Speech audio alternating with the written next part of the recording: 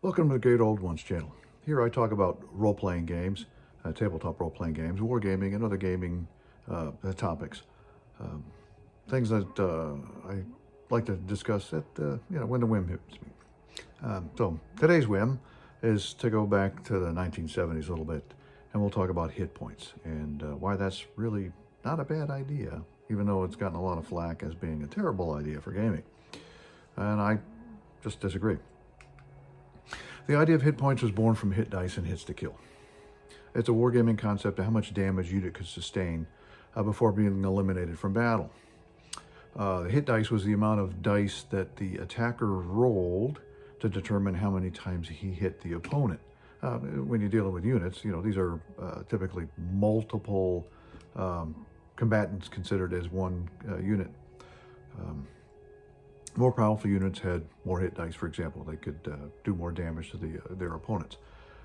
Damage still, though, was, one hit was one kill as far as the damage goes. Hadn't stretched the concept too far from there at that point. Hits to kill comes into play, where a unit may be tougher than the attacker could normally eliminate with one hit. A basic concept of RPGs is that opponents may be of varying strength compared to the characters.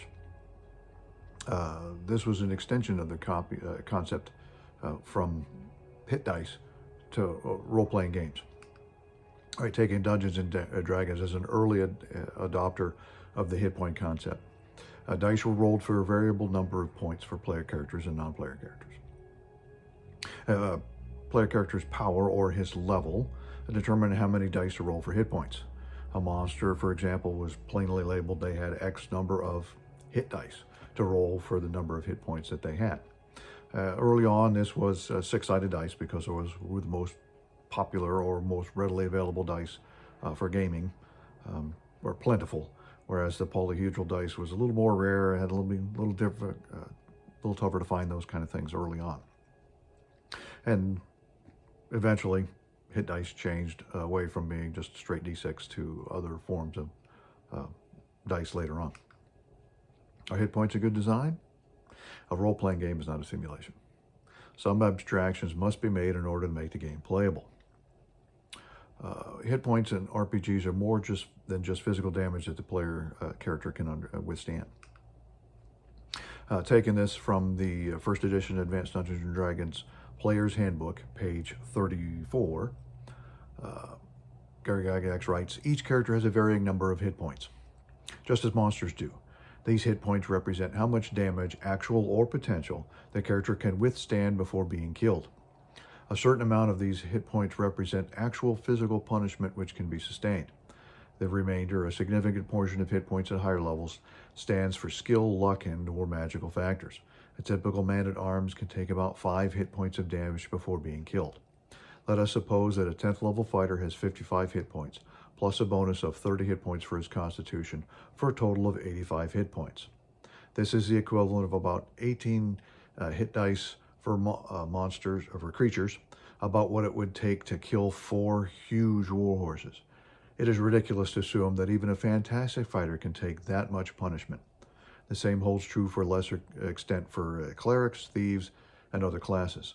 Thus, the majority of hit points is symbolic of combat skill, luck, bestowed by supernatural powers and magical forces. Right.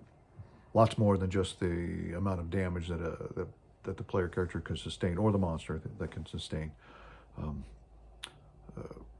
Put together some toughness, drawing things out a little bit. Now, other game systems had some different ideas. For examples for some other systems, for example, Traveller.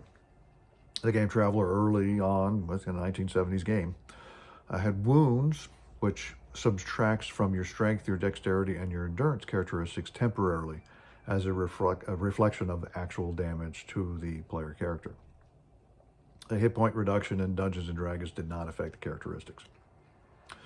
Hero system rules, for example, which was Champions when it first came out in the 70s and early 80s, had 2 values, of one of stun, one of body. These were to account for the damage to the characters. Arms Law from Rolemaster used hits, a value determined by your body development skill and modified by potential for critical strikes. Even with these different systems, there is a level of abstractions concept for the game. Other systems, such as those written by Leading Edge Games, attempted to model a more realistic aspect of combat wounds and fighting, but such systems, in my opinion, slow down combat in the game, moving the emphasis away from exploring in favor of fighting and combat.